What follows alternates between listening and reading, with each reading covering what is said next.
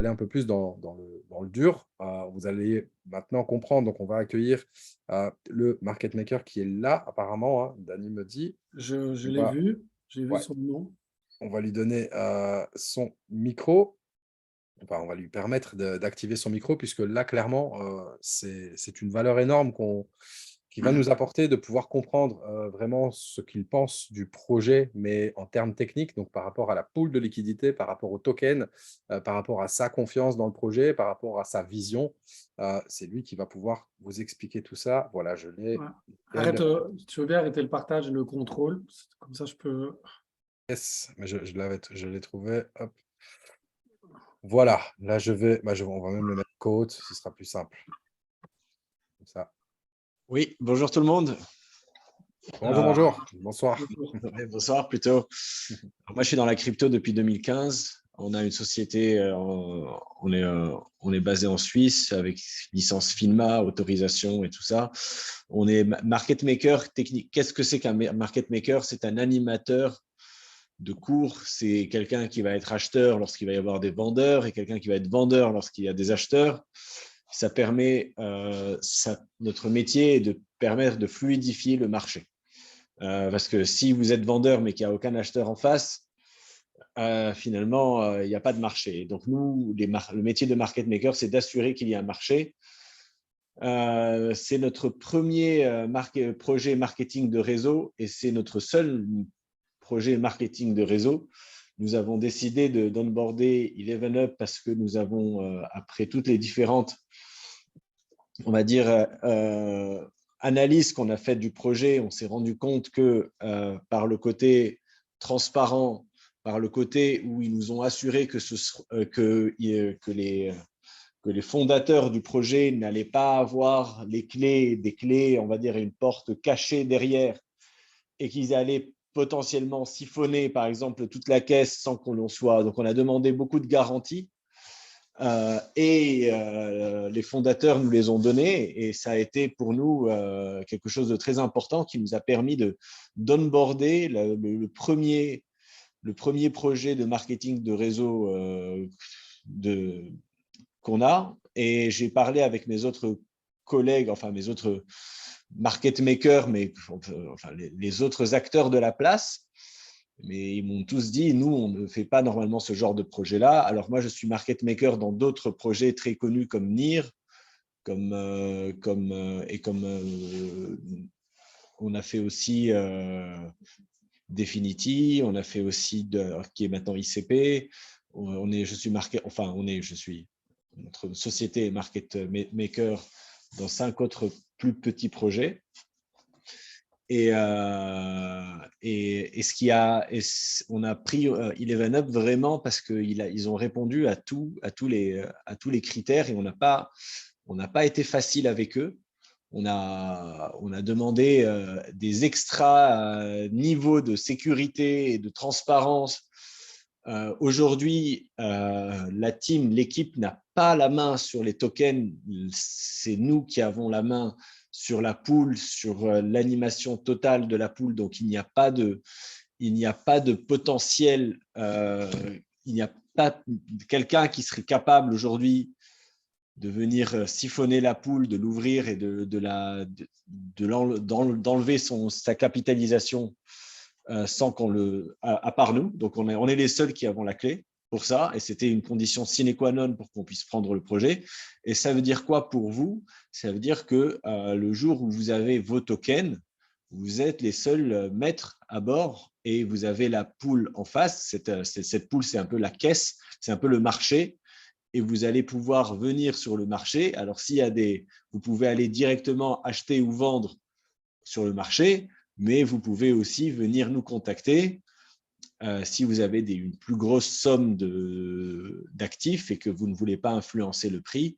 Nous avons aussi des services qui permettent de vendre de façon plus graduelle et d'éviter que le prix dévisse ou que le prix s'enflamme. Mon métier, vraiment, c'est d'assurer que le prix garde une courbe stable. Et un prix stable, ça veut dire pour vous des revenus stables. Et mon objectif, c'est que le prix graduellement monte. Aujourd'hui, vous êtes les premiers à bord. l'objectif, enfin le prix va aller, à mon avis, rapidement vers les 1 $. Là, j'ai vu, il est à 0,2 il est à 20 centimes parce que la Fed vient de parler actuellement, elle a rehaussé, la Fed, donc la Banque centrale américaine, a rehaussé les taux de 75 points de base, ce qui fait que le marché l'a perçu comme une information positive. Donc, quand le marché monte, le prix du 11-up monte, il faut le savoir, parce que le collatéral est en BNB, le collatéral n'est pas en dollars. Donc, sachant que le collatéral fluctue, lorsque le prix du collatéral monte, le prix du 11-up monte. Inversement, lorsque le prix du collatéral baisse, le 11-up baisse. Donc, parfois, vous pouvez voir le prix baisser, pourtant, il y a des acheteurs. C'est juste que le collatéral a été dévalué par rapport au prix de marché de base. Mon métier à moi, ça va être d'assurer aussi d'assurer une couverture face au mouvement du collatéral.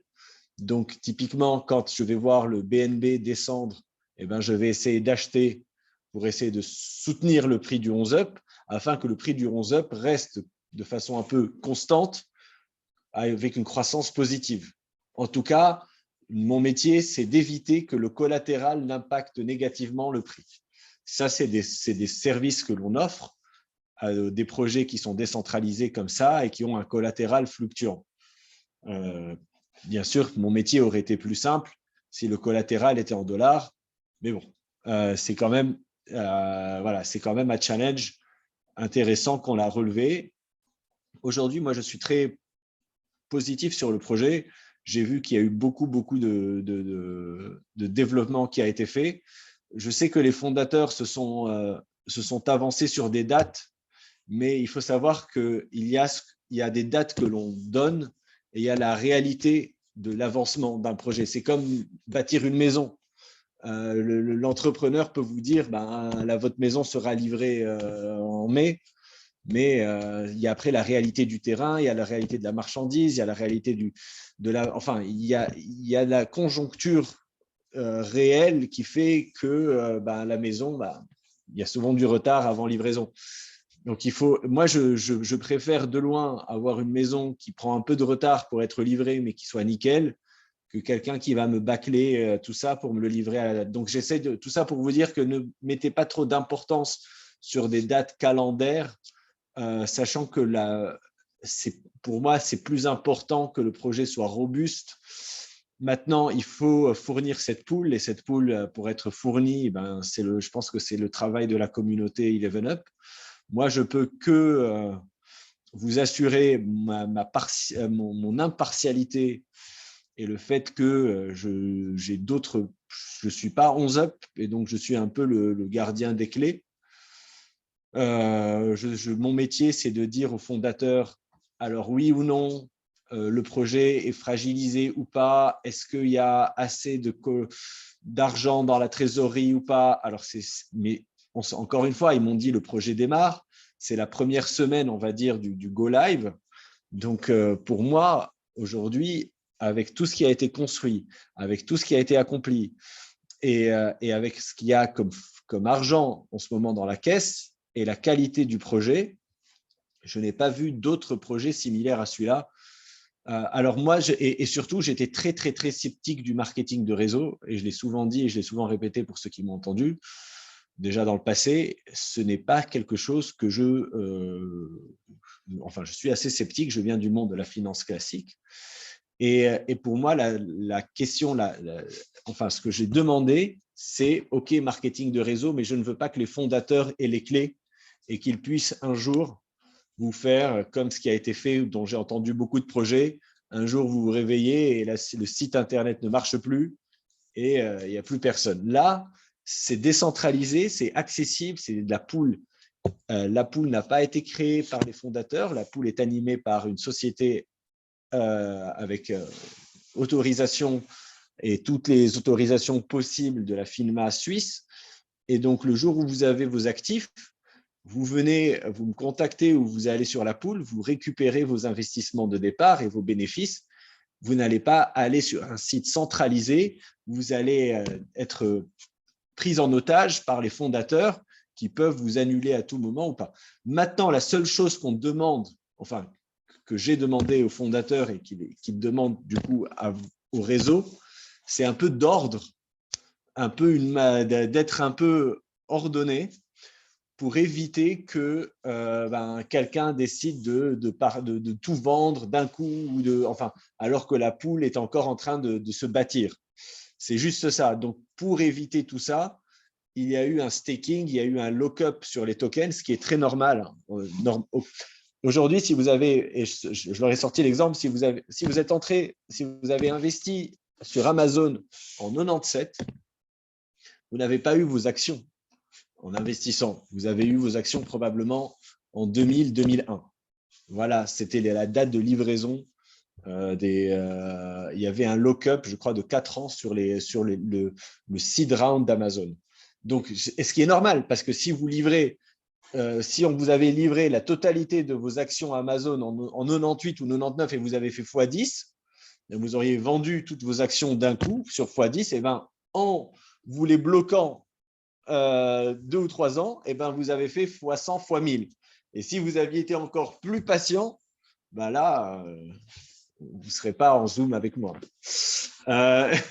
Tout ça pour dire que parfois, un peu de patience, c'est pour le bien de tout le monde. Et je sais que dans les investissements et quand il y a de l'argent et quand on voit le prix monter, il y a toujours cette frustration, mais je veux récupérer mes biens, je veux les vendre. Mais c'est un peu, voilà, on est obligé de créer ces petits ralentissements pour éviter les goulots d'étranglement et pour éviter que les soupapes pètent. Ça ne veut pas dire que le projet est fragile, ça veut dire que c'est normal pour quelqu'un qui est rentré tôt dans un projet, il bénéficie d'un prix avantageux, mais il doit aussi jouer son jeu, jouer le jeu, ramener du monde et pas juste bénéficier d'un prix avantageux et de faire une culbute sur la poule et de partir avec la caisse. Et après tout, tant pis.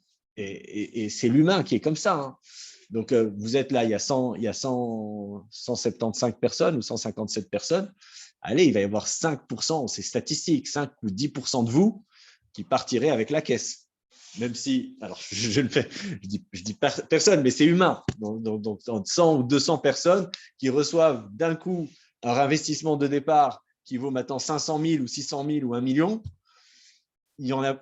c'est pas évident de faire en sorte, et c'est un peu, il y a le dilemme du prisonnier, parce qu'après, il va y avoir le côté dilemme, merde, si je le fais pas moi, c'est quelqu'un d'autre qui va le faire. Et ça, il suffit que cette idée-là rentre dans c'est sociologique hein, comme expérience. Le dilemme du prisonnier, avec 157 personnes, je suis mathématicien, normalement, le dilemme du prisonnier, on le fait avec 25 personnes. Avec 157 personnes, je vous dis, la caisse, elle ne résiste pas une seconde. Donc, c'est pour ça qu'il y a des protocoles qui sont mis en place, qui ne sont pas contre vous, qui ne sont pas de la malhonnêteté ou quoi que ce soit, qui sont pour le bien de tout le monde. Et moi, je leur ai demandé aux fondateurs, j'ai besoin qu'il y ait ces garanties et ces petits moyens de défense. Parce que mon bébé, à moi, ce n'est pas le projet, c'est la poule. C'est ça. Mon bébé, c'est la poule et c'est la courbe. C'est tout. Je suis payé pour ça. Je n'ai pas d'intérêt sur les tokens. Je suis payé un fixe tous les mois. Et donc, plus la poule survit, plus je suis payé. Donc, j'ai envie que ce projet vive le plus longtemps possible. Et j'ai envie que la courbe soit la plus belle parce que je suis rentré, c'est le mandat que j'ai pris, qui est de faire en sorte que la courbe soit une courbe belle, croissante, qui ne fasse pas des zigzags au bas et puis d'un coup qui part à zéro, comme j'en ai vu tellement dans la crypto.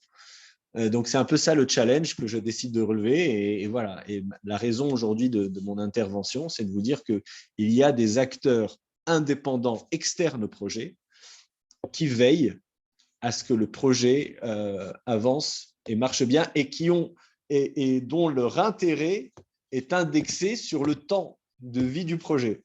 Et donc, du coup, en étant payé, et j'ai demandé à être payé un fixe par mois, comme ça me force moi-même à n'avoir d'intérêt qu'à ce qu'il y ait le plus de mois possible de survie de ce projet. Et donc, n'ayant pas d'intérêt, on va dire, de bonus à ce que le prix monte à 1 dollar ou 2 dollars, et donc je serais tenté moi-même de prendre entre guillemets un jackpot et de partir. Non, j'ai insisté pour que j'ai un fixe Donc, je n'ai pas d'intérêt à ce qu'il monte à 1, 10 ou plus, à part qu'il dure le plus de mois possible. Voilà. Je rends le micro. J'ai dit, je pense, que ce que j'avais à dire. Et en tout cas, je vous souhaite beaucoup de courage, une bonne chance et bon courage dans ce projet et donc dans la communauté. Et je suis aussi agréablement surpris par l'esprit de cette communauté. Malgré tout mon scepticisme de départ, je commence un peu à me dire, ouais, le marketing de réseau, ben, finalement, ça marche, quoi. Ça On peut n'est pas vraiment. tous des fous. Voilà. Merci beaucoup en tout cas. Merci Ouais, beaucoup pour tes merci explications. beaucoup. Je vous en prie. Du coup, peut-être qu'on peut faire, vu qu'on n'a pas fait de session questions-réponses, on peut peut-être faire une petite session si vous le Si vous avez souhaitez. des questions, n'hésitez pas. On va essayer de faire notre mieux pour y répondre parce qu'évidemment, en tout cas, on n'a pas toutes les connaissances du market Market maker. maker. Ouais. Donc voilà, on va faire au mieux pour y répondre. Je peux rester encore pour les questions-réponses si jamais. Ah, d'accord, ok. On croyait que tu étais parti là. On croyait que Ouais, Non, j'allais partir, mais quand j'allais partir et j'ai vu questions-réponses, j'ai dit bon, bah, je vais rester. J'aime ok. toujours. super, on se tait alors, on se tait. C'est super sympa. Il y a elles sont peut-être pas pas toutes pour toi.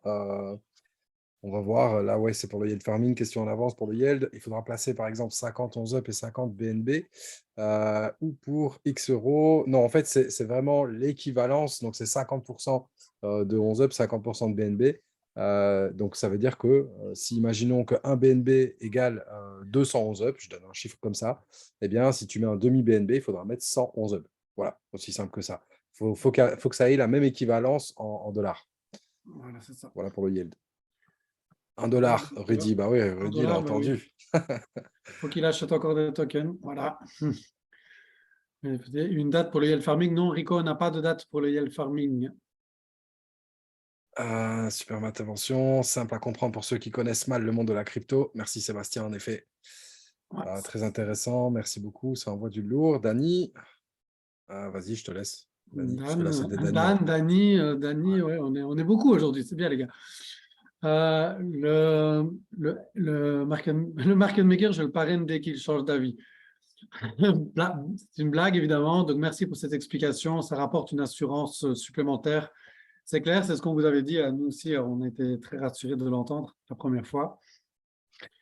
Rapidement, 1 dollar, c'est quoi rapidement? Alors, Philippe, il n'y a pas de. Voilà, même là, je pense que même le market maker ne va pas pouvoir te dire OK, on fait ça dans 2 jours, dans 10, dans 20, dans 1 mois, dans 3 mois, dans 5 mois. Alors, on peut pas. Ce serait une erreur de donner à l'avance le prix d'un token. Il a expliqué c'était quoi son métier. Je ne sais pas si tu veux peut-être rajouter un mot là-dessus. Oui, alors ça dépend. Ça dépend réellement de l'influx de la taille des gens que vous apportez. Effectivement, s'il n'y a personne, le prix ne bougera pas. Et s'il y a du monde qui vient, alors mon objectif à moi, c'est lorsqu'il y a quelqu'un qui vient, on va dire, quand il y a un acheteur, eh ben, je vais être vendeur, mais un tout petit peu moins. Et lorsqu'il y a un vendeur, ben, je vais être acheteur, mais un tout petit peu plus. Comme quoi, et comme ça, le prix monte graduellement sans qu'il y ait. Donc, s'il y a un énorme acheteur et qui va faire monter le prix de 20%, je vais faire baisser moi le prix de 15% ou de 17% derrière. Mais ça veut dire que je vais garder cet argent en faisant baisser, je vais le laisser de côté et je vais le réinjecter dans la pool sans qu'il impacte le prix. Donc, en fait, je vais venir renforcer la pool, je vais vendre. Je vends d'un côté et je réinjecte de l'autre. Donc, le prix, lui, évoluera de façon stable, mais croissante, et la taille grandit. Parce qu'il y a, dans une pool, il y a 2 possibilités, en fait. Parce que je vois Stéphanie qui fronce les sourcils. Alors, il y a deux moyens dans la pool. On peut rajouter de la liquidité. Donc, c'est un bouton, on appuie et c'est que moi qui ai la main sur ce bouton. Donc, j'ajoute de la liquidité dans la pool. Donc, ça veut dire que je vais ajouter du collatéral et du 11-up dans la pool et je fais faire grossir cette pool. Pour que je puisse faire grossir cette pool, il faut que j'ai du collatéral. Comment je peux avoir du collatéral? Eh bien, lorsque quelqu'un achète dans cette pool pour 20, eh ben, je vais vendre, moi, parce que j'ai des 11 up, je vais vendre pour 15 récupérer donc 15 de collatéral, puis venir injecter 15 de collatéral.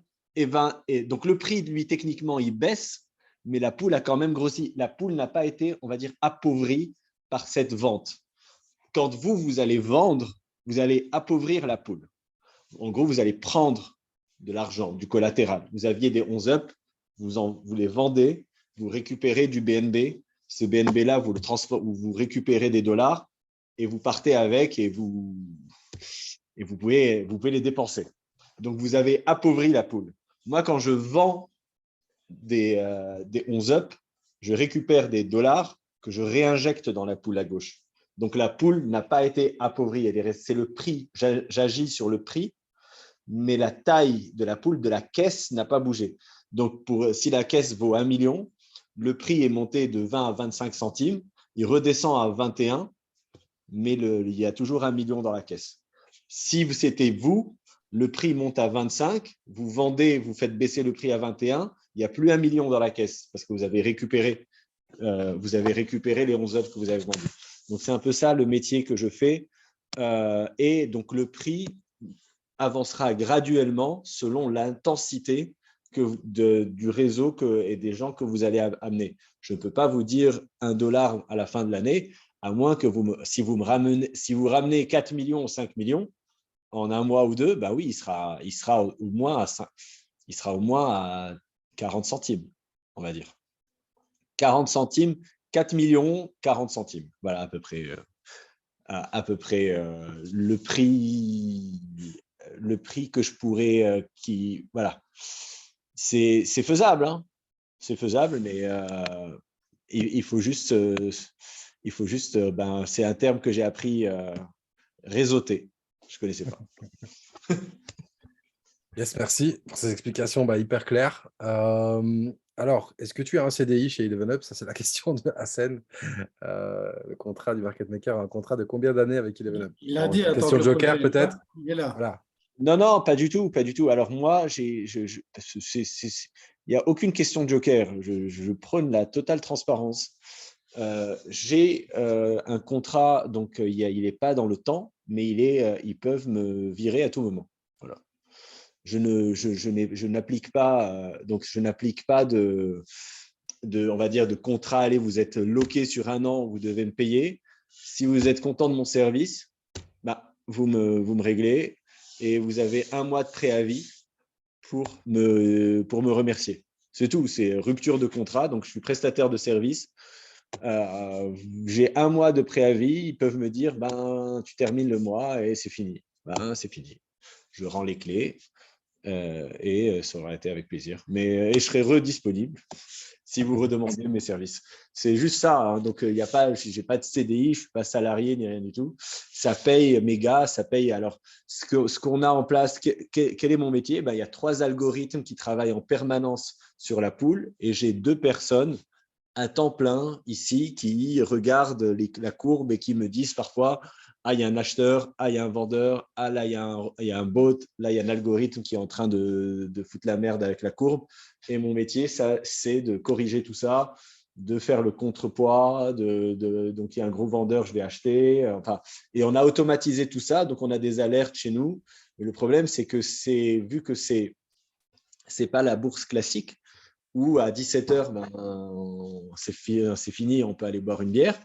C'est du 24 heures sur 24, 7 jours sur 7. Donc, j'ai 2 gars et j'ai un 3e gars qui est là les week-ends pour travailler la poule. Avec ça, on a nos 3 algorithmes, nos 3 bots qui sont là pour faire du mouvement quand il n'y a pas de mouvement. En gros. Quand il n'y a pas de mouvement et que personne n'achète ni rien du tout, je vais acheter et vendre pour faire en sorte que le prix… Donc, je me vends et je m'achète à moi-même, en gros, pour faire un peu d'activité, d'animation dans la courbe. L'objectif étant qu'il n'y ait pas de temps d'arrêt comme ça. Voilà. J'ai vu une question qui disait il voit la vie de 11 up en mois. Non, c'est juste que je suis payé en mois.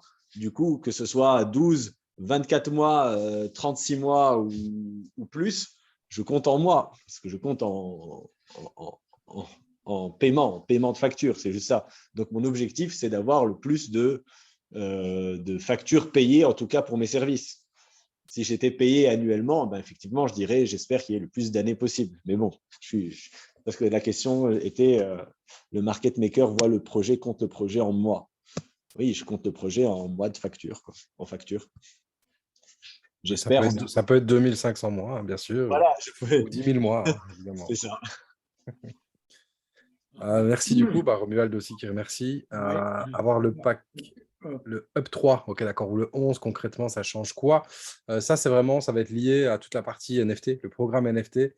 C'est là que tu vas voir l'intérêt d'avoir des Up. Donc, c'est les personnes qui n'auront pas certains Up ne pourront pas participer à certaines choses, que ce soit via la DAO, que ce soit via le programme NFT, que ce soit via certaines incentives. Donc, tout ça, c'est des choses qui vont être amenées au fur et à mesure du temps et qui plus est, tu as également moins de bonus, comme tu l'as vu. Si tu as les 11 up, tu as un pourcentage supplémentaire. Donc, en gros, c'est une question de bonus, de récompense, d'accessibilité à telle ou telle chose. Le fait d'avoir les up, et ça va se développer vraiment par la suite. Et 99 000 $ de plus en token. Exactement. Juste ça. Serait-il possible d'avoir un Mehdi ou un... Ah bon? Je n'ai pas compris la question. Je ne comprends pas non plus. Désolé, Fredo, mais Quelqu'un veut un Mehdi? Il n'y en a qu'un. Hein. non, je ne suis pas à vendre, clairement. Ne risque-t-on pas de connaître un gros crash du prix quand les tokens stackés seront libérés? Question de Rémi. Ça, c'est une bonne question. Ouais. Effectivement, s'il n'y a pas de market maker, eh ben, il y a un gros risque de crash lorsque les tokens sont libérés. Et mon métier à moi, c'est d'anticiper ce genre de choses. Et donc, j'ai les dates, à chaque fois qu'il y a des distributions de tokens, je suis le premier averti, avant même les personnes qui vont recevoir les tokens. Et nous mettons en place des moyens de sécurité pour éviter ça. Et généralement, moi, je communique avec du coup les fondateurs, etc., qui libèrent les tokens pour leur dire, voilà mon indice de confiance, la taille de token que vous libérez actuellement par rapport à la robustesse de la pool, et quel est mon indice de confiance et quel est l'impact maximal envisagé. Je leur fais un petit résumé et en leur disant par exemple, oui, vous pouvez envoyer, distribuer les tokens, il n'y a pas de problème, ou je vais leur dire, parce que je n'ai pas la capacité ou le droit de dire non, vous ne distribuez pas les tokens, je vais leur dire, cette quantité de tokens que vous allez distribuer, si elle est vendue d'un coup par tout le monde sur la pool, voilà l'impact et voilà ce que ça va créer sur le prix. Après, moi, ça s'arrête là.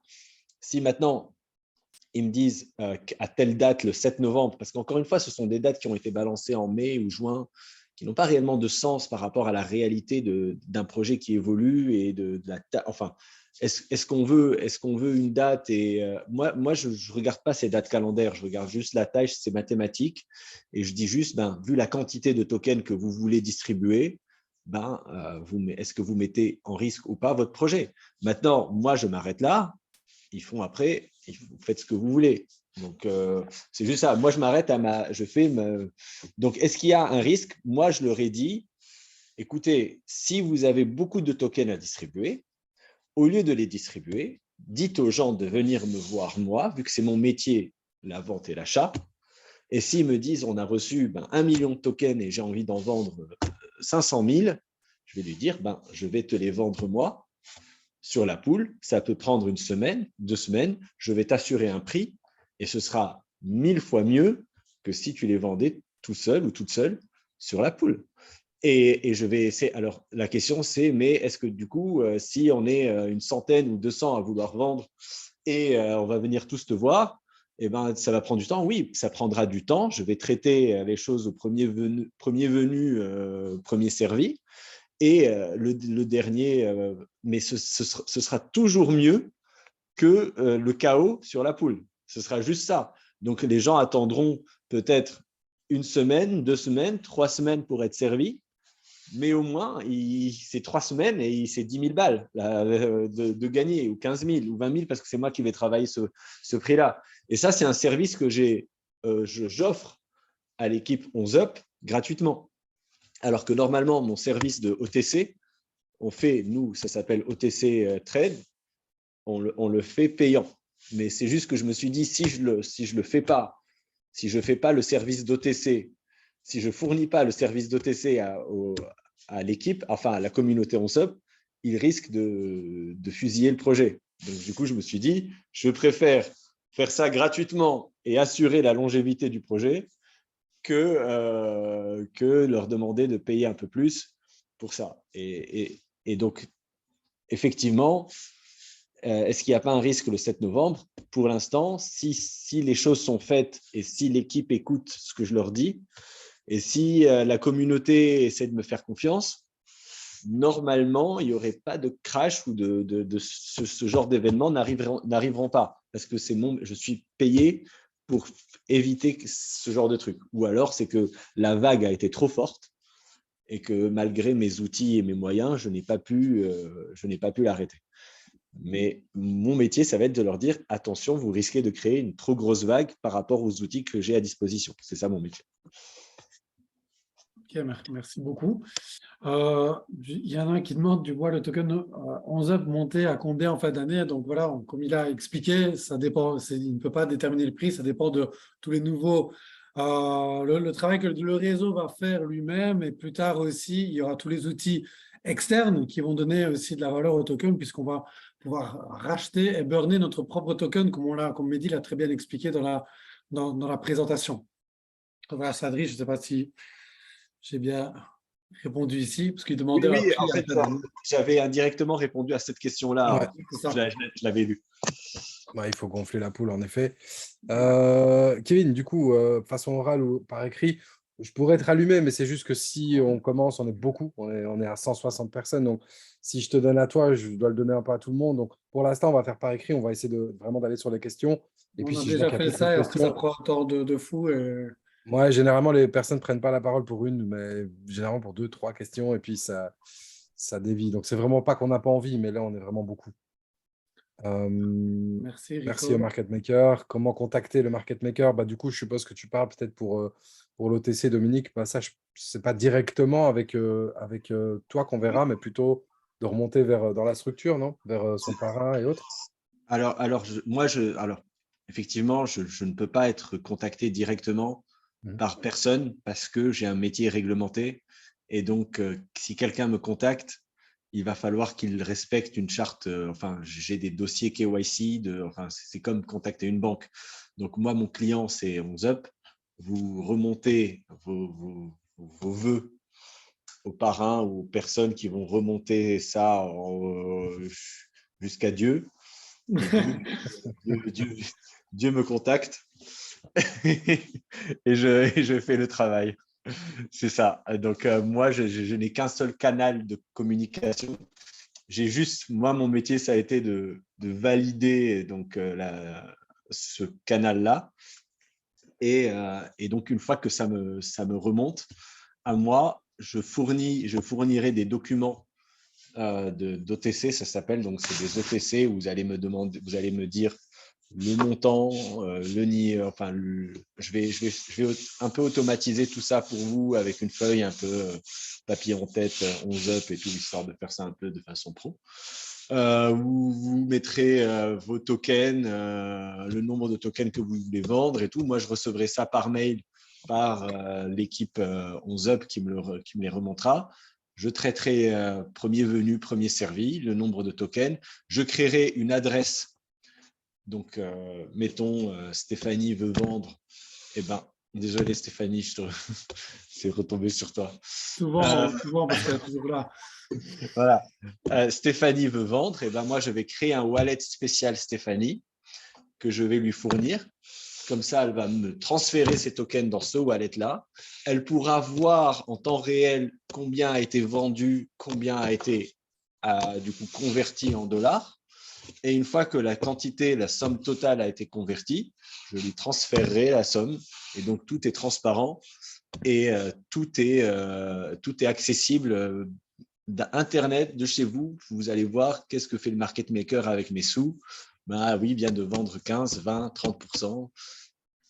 Ça y est, il a vendu la totalité. Et une fois que la totalité est vendue, je retransfère la somme totale au wallet de départ.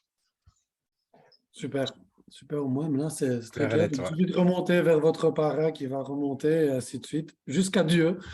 Puis après, le market maker. Donc voilà, donc plein de monde te remercie aussi pour les explications. Polix qui pose une question avec les bugs. Donc voilà, pour vous dire une petite parenthèse, les bugs, il y a une belle réunion demain avec les développeurs qui vont reprendre les problèmes un à un, les derniers problèmes, parce qu'il faut savoir, parce que beaucoup parlent au cours de petits bugs, mais il faut savoir que là, plus de 80%, même 90% sont réglés, et c'est souvent d'anciens problèmes qui sont restés, mais dans les nouveaux, en tout cas, ça fonctionne très bien. Et juste un petit mot d'ajout, la majorité, et là on peut monter à 90-95% sont des bugs d'affichage. Donc c'est-à-dire que Même sur la plus que blockchain, 95. tout se passe bien. Vraiment, quand quelqu'un a ses tokens et dit voilà, je n'arrive pas à voir quelqu'un dans ma downline, je ne le vois pas apparaître, pour en citer un, la personne qui est inscrite, elle a bien reçu ses tokens, elle a accès à la plateforme, etc. Donc dans la blockchain, tout est OK. C'est vraiment un souci d'affichage, donc la communication, on va dire, entre la blockchain et le front, ce que vous voyez à votre écran, qui déconne. Un peu comme sur une voiture, si on a un témoin qui s'allume alors que la voiture, il n'y a aucun problème. Ou à l'inverse, le témoin ne s'allume pas alors qu'il y a un problème qui est là. C'est vraiment de l'affichage et la plupart de ces soucis-là vont être vraiment corrigés quand on aura la version 2 du dashboard.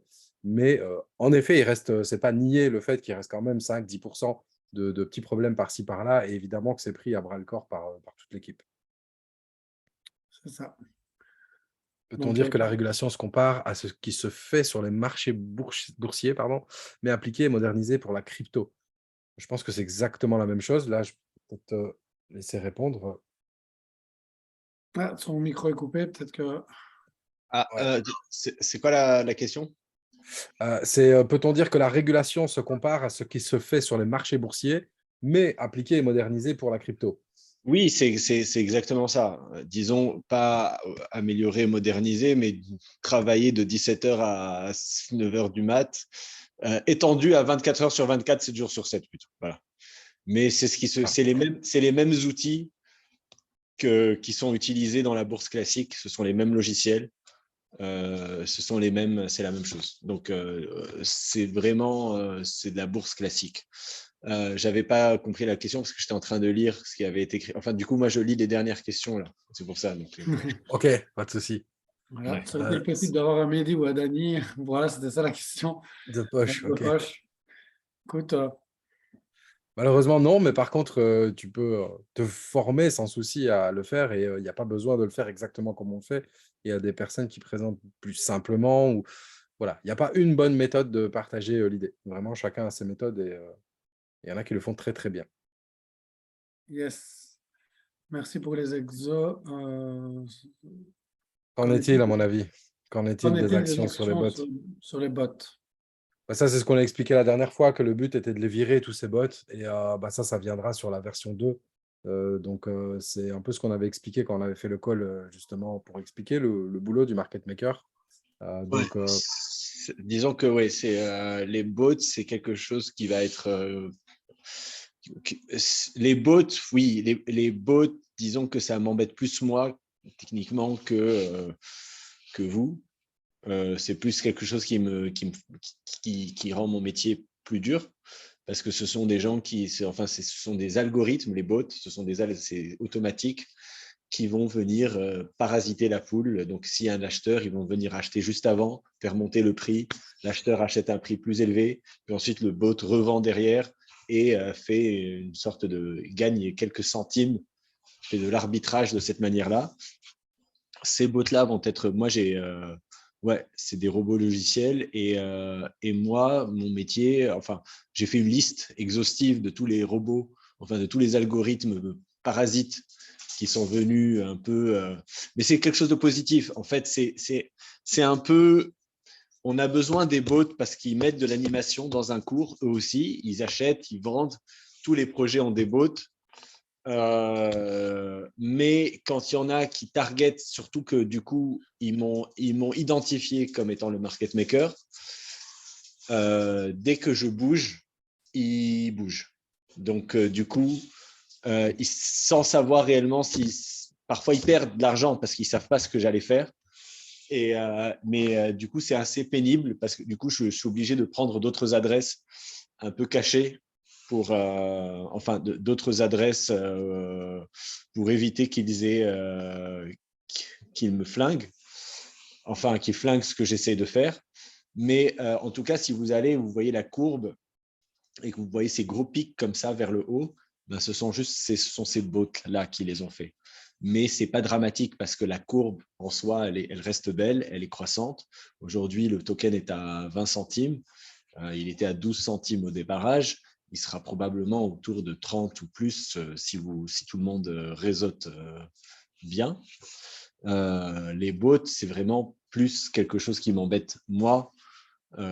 Là où ça peut vous impacter, vous, c'est qu'effectivement, ils peuvent vous faire acheter un prix de token un peu plus haut que ce que vous auriez eu si le bot n'avait pas artificiellement fait monter le prix avant vous. Mais c'est négligeable en termes d'impact. C'est négligeable en vrai. Pour vous, en tant qu'investisseur, c'est négligeable. En tant que market maker, moi, c'est beaucoup de bruit. Et du coup, j'ai remonté ça aux développeurs. Je leur ai donné la liste exhaustive de tous ces bots que je ne veux plus voir. Et au prochain développement, ils seront plus là. Mais ça, c'est vraiment mon métier, c'est ma sauce, c'est en interne pour moi. Nickel, merci. Ça répond à la question de Valentine aussi. Valentine, voilà. Je voudrais savoir pourquoi, puisqu'il n'y a pas encore eu de personnes qui ont pu retirer de fiat via le jeton 11up. Alors là, juste pour te contredire, Valentine, si, bien sûr que si. Tu peux déjà, à l'heure actuelle, échanger ton token 11up contre du BNB et ensuite le vendre contre de l'euro, du dollar. Donc ça, c'est déjà tout à fait faisable. Donc, les pump and dump, les pump and dump que tu vois sont dus soit aux achats ou en vente, mais comme il n'y a pas de grosses ventes, il y a plutôt de gros achats encore de temps en temps, mais il n'y a pas encore d'énormes achats ni d'énormes ventes. C'est plutôt justement fait par les bots dont le market maker vient de parler. Donc, toutes les grosses mèches que tu vois sur le cours, généralement, sont des mèches à la hausse. Quand tu vas voir le détail sur DexTools, par exemple, tu peux voir le détail. Tu vois que ces ventes sont faites à la même. En fait, c'est un achat et une vente qui sont faites dans la même seconde quasiment. Donc, c'est une fraction de seconde et ça fait monter le prix artificiellement. Il vend, il récupère un petit bénéfice et puis c'est tout. Voilà, il arrête son job. C'est ça, c'est vraiment ça pour ça qu'il parle de parasite. Voilà. Ouais, c'est vraiment du parasite, c'est débile. Enfin, tant pis, mais enfin, eux, ils se gagnent quand même des petits morceaux de BNB. Oui, S'ils font ça, j'imagine, sur 200 poules en même temps, je me dis oui, que. ils font ça toutes les secondes. C'est ça. Ouais. Voilà, donc oui, donc on ne peut pas prévoir 6 mois à l'avance. Donc Sébastien répond à une question précédente. Nous sommes au bon endroit au bon moment. Le token est le petit frère du Bitcoin. Papa. Bitcoin restera le papa, c'est sûr. Ouais. Et on a eu avec la publicité grand public listing sur CoinMarketCap. Donc ici, il n'y a pas de moment prévu pour faire un listing sur CoinMarketCap, en tout cas. Enfin, peut-être que le market maker, c'est plus par rapport à ça. Oui, non, alors, ça, c'est. Ouais. oui. Alors, c'est une demande à faire. C'est une demande à faire. Je peux la faire. En fait, on m'a pas encore demandé, mais c'est dans mes cordes. Je me suis pas encore proposé de la faire parce que c'est une demande chiante. Et j'attendais que le projet, j'attendais que le projet se lance au moins et qu'il ait un peu de. Une fois qu'il est sur CoinMarketCap et sur CoinGecko, il va y avoir encore plus de bruit, on va dire, pour mon métier. Alors, du coup, je voulais d'abord laisser la communauté gonfler et rentrer dans le projet avant d'inviter des externes qui vont juste regarder les coins dans CoinMarketCap qui ont pris le plus de pourcentage ou pas. Il y a même des analystes qui vont voir, par exemple, surtout que 11up est décorrélé d'une certaine manière du prix de la bourse, enfin du prix des tokens classiques. Donc, il va y avoir des investisseurs qui vont se dire « Attends, mais c'est quoi ce projet ?» En gros, il y a des gens qui ne vont même pas lire sur le projet, qui vont dire « Attends, mais ce token, il a une belle courbe.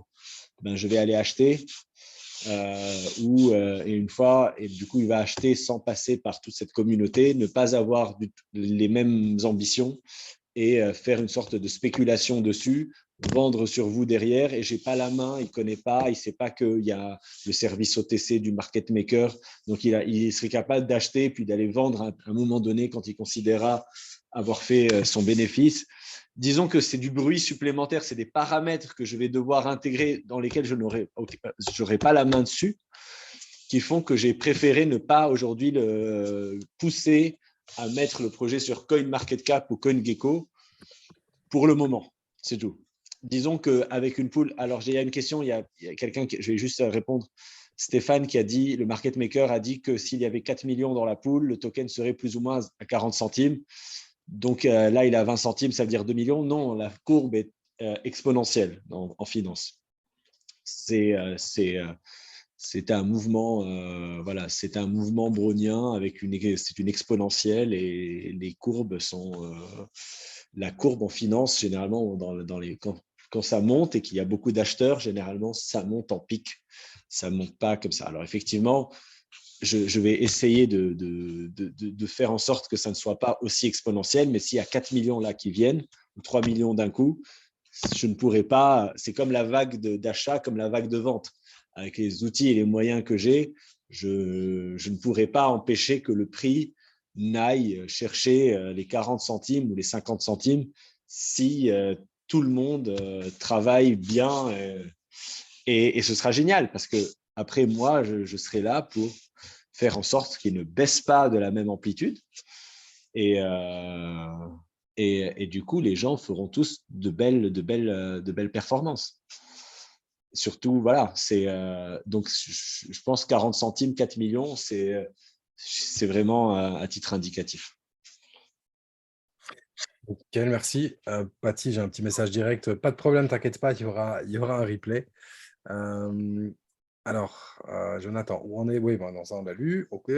J'ai perdu. Combien-t-il des actions sur les bots? On l'a lu aussi. Alors, Kevin, justement, donc la question que tu voulais sans doute poser vocalement, qui a été, je pense, répondue, je vais quand même la relire. Comment sens-tu le fait que les investisseurs, les tout premiers qui ont eu le token à 1 centime, récupèrent un tiers le 7 novembre, et ceux qui ont mis sur la levée de fonds un peu plus tard à 10 centimes, eux récupèrent 100% de leur capital? Est-ce que la pool est assez forte pour résister à une vague massive de retrait? Pour moi, il a répondu en long, en On a large. répondu, ouais. Pas si... On a la même question. Ouais. Là, moi, j'ai perdu. On est à quelle heure dans les réponses? Parce que j'ai perdu. 8h10. 8h10, ok. Regardez, le token est déjà à 0,215. Ouais, peut-être maintenant. Ouais, peut-on Ça fluctue. ok. Peut-on dire que la régulation se compare à ce qui fait. Ouais, on a déjà répondu. À long terme, le token peut atteindre quelle valeur en USD au maximum? Ben, il n'y a pas de valeur Pas de maximum. limite. Il n'y a pas de valeur maximum. Voilà, comme tu vois, comme l'Ethereum, voilà, peut monter à des prix. Voilà. On ne peut pas dire un prix maximum. On peut très bien voir du 30-40 dollars hein, si tout se passe bien dans 2, 3, 4, 5 ans. C'est possible. C'est possible d'avoir l'adresse du market maker. On sait qui aller trouver. Comme il l'a dit, hein, ce n'est pas son intérêt du tout d'amener ça à zéro. Je parle du 7 novembre. Oui, Voilà, oui, on s'en doutait, Kevin. Mais voilà, il a vraiment répondu en long, en large à ça. Et je pense que tu as déjà eu ta réponse du coup. Lui, il va juste dire Laurent. OK, ça me semble faisable, donc faites-le. En tout cas, vous avez mon feu vert, on va dire, ou ça ne me semble pas faisable, donc ne le faites pas et rajoutez des conditions. Donc, il est possible qu'il y ait des conditions qui apparaissent à un moment. Oui, Voilà. moi, ce que je vais dire, voilà, ce sera vraiment simple. Je vais leur dire, par exemple, le 7 novembre, je vais analyser, je vais dire, je vais leur dire, c'est combien de tokens que vous allez libérer, quels ont été les prix d'acquisition de ces tokens, donc la performance donc il va y avoir de la psychologie. Quelqu'un qui a fait x17, non, enfin, il a fait x17 ou x20, n'a pas la même psychologie que quelqu'un qui a fait x1,5. Donc moi, je vais voir combien y a-t-il de tokens qui ont fait x17 ou x20, et je dirais feu rouge ou feu vert. Maintenant, si moi je dis feu rouge et je dis c'est pas le moment, il faut pas le faire, ils le font, ma responsabilité n'est pas impliquée. C'est tout. Je dirais, je vous ai prévenu, vous l'avez quand même fait, les conséquences sont celles que je vous avais dites. Maintenant, voilà, c'est tout. Ça va être. J'ai vraiment pas d'émotion dans ça. Hein. J'analyse le projet vraiment je suis comme un médecin. Hein. Donc, ça va être juste ça. Ça va être. Maintenant, je vais leur dire, s'ils me disent, mais il faut à tout prix qu'on le fasse, ben dans ce cas-là, je vais leur dire, s'il faut à tout prix, ben, il faudra peut-être mettre ces conditions-là si vous voulez limiter la casse. Et sinon, je vais leur dire, si vous voulez, ou peut-être inversement, hein, peut-être que d'ici le 7 novembre, il y aura une poule assez résistante. Et dans ce cas-là, je vais leur dire, écoutez, au lieu d'envoyer, dites-leur de me contacter directement, donnez mon email, ou je vais créer un email spécial 11up OTC, et je vais dire, laissez-les me contacter directement, et je vais peut-être gérer. On verra. À l'heure actuelle, je n'ai pas encore ces données-là, mais pour l'instant, moi, si c'était mon projet, mais bon, ce n'est pas le mien, ça ne sert à rien. Mais voilà, il ne faudrait pas donner de date comme ça, 7 novembre, ça n'a pas de sens. Il faudrait plutôt donner des dates en rapport avec des tailles de poules. Par exemple, dire si la poule atteint 3 millions ou 4 millions, on libère. S'il y a autant de volume, on libère. Il faudrait plus des chiffres opérationnels qui débloquent ce genre de distribution que plutôt des dates comme ça, calendaires. Allez, on pifomètre et on va dire c'est cette date-là et puis c'est tout. C'est juste ça. Moi, en tout cas, d'expérience dans les autres projets dans lesquels j'ai investi, les dates de distribution sont plus indexées sur des paramètres opérationnels réels du projet, c'est-à-dire lorsque le Go Live ou la V2 est distribuée et lancée, lorsque la taille de la poule atteint 5 ou 4 ou 10 millions, lorsqu'il y a tant de gens ou tant de tailles de matrices. Enfin, quand il y a des paramètres comme ça, eh ben, c'est des paramètres qui donnent de la robustesse au projet. Plutôt que juste une date, mais il y a eu du retard. Ben, le 7 novembre avait été donné parce que le Go Live devait être le 7 septembre ou le 7 août. Donc, finalement, si le Go Live il est cette semaine, le 7 novembre n'a plus de sens, techniquement, vu que c'était censé être 3 mois après le Go Live. Donc, peut-être qu'au lieu de dire 7 novembre, il fallait dire 3 mois après Go Live. Maintenant, je sais que les gens aiment bien avoir des dates précises. C'est un peu la psychologie, il faut faire plaisir à tout le monde. Non, mais on veut une date, c'est normal. C'est normal, tout le monde est un peu comme ça. Maintenant, ce sera la décision, ça sera votre décision à vous parce que vous êtes une communauté et vous êtes tous, j'ai l'impression, dans le même bateau d'une certaine manière. Et ce sera un peu, c'est à vous de décider. Est-ce qu'on ne dit pas, est-ce que oui ou non, est-ce qu'on avance, est-ce qu'on distribue, est-ce qu'on ne distribue pas? Moi, je peux juste vous dire, voilà le risque ou pas. Et après, tant pis, hein. Ou tant mieux. Clairement, justement, voilà, c'est normal que tu me dises, voilà, ce n'est pas mon projet, donc je ne peux pas dire moi ce que j'aurais fait, mais voilà, moi qui fais partie du projet, qui fait, comme Dany, partie des personnes où là, on est sur un x20 sur ce qu'on a fait, nous, on serait tout à fait apte de dire, OK, est-ce qu'on veut profiter à court terme et donc dire, OK, j'ai tous mes tokens et je peux vendre à gogo et puis voilà, je me gave et tant pis pour les autres et tant pis pour le projet. Ou soit on réfléchit un peu plus loin et on se dit, bah, je pourrais me gaver 10 fois plus si le projet continue, dure, que le token continue à monter et que j'ai une libération progressive qui est calculée en fonction justement d'objectifs bien précis et pas juste d'une date. Donc ça, je pense qu'avec un peu de bon sens et avec les explications que tu viens de donner aujourd'hui, je pense que si tout ça, ce Zoom-ci tourne et que les gens le comprennent et que c'est expliqué en long, en large, en fait, c'est un peu ce que tu avais dit la première fois quand on s'était rencontrés, enfin, qu'il y avait eu ce genre de Zoom pour expliquer ça. C'est comme, en gros, vendre au moment où on reçoit nos tokens, c'est comme parier que notre société, dans laquelle on a misé du temps, de l'énergie, de l'argent, etc., on parie qu'elle va s'écrouler, puisque je vends tout. C'est un peu comme avoir les actions d'une société, comme tu parlais d'Amazon, et dire je vends tout. Donc, en fait, ouais, c'est se tirer une balle, une balle dans la tête, en fait. C'est la même chose. C'est Oui, suicidaire. c'est exactement, c'est dire je ne crois pas au projet. C'est C'est ça. Voilà. ça. Ouais, c'est ça. C'est dire j'ai réussi à avoir un prix défiant toute concurrence parce que j'ai eu le nez creux pour rentrer tôt, mais je ne crois pas au projet. Donc, je me casse avec la caisse et premier venu, premier servi, je m'en fous et je pars. C'est possible. Il y a des gens qui peuvent ne pas croire au projet. La décision du management, c'est de se dire, est-ce que je fais plaisir aux gens qui ne croient pas au projet ou est-ce que je fais plaisir plutôt aux gens qui croient au projet? Et donc, les gens qui croient au projet n'ont aucun problème à ne pas à patienter. Et ceux qui ont un problème pour patienter, ce sont des gens qui ne croient pas au projet. Et donc, pour moi, parce qu'ils savent que c'est pour le bien du projet de patienter. Donc c'est juste ça. La question du management, ce sera de qui privilégier lors de décisions clés. Est-ce que je privilégie ceux qui ne croient pas au projet? Et dans ce cas-là, autant flinguer le projet tout de suite. Ou je fais confiance à ceux qui font confiance au projet. Et dans ce cas-là, je prends des décisions qui vont peut-être pas plaire à tout le monde, mais qui sont nécessaires. Comme tout simplement, voilà, comme un médecin parfois peut prendre des décisions qui vont dans l'intérêt de la santé du patient, mais qui vont peut-être lui faire un peu mal ou qui ne vont pas aller dans le sens de ses émotions. Voilà. Okay. Yes.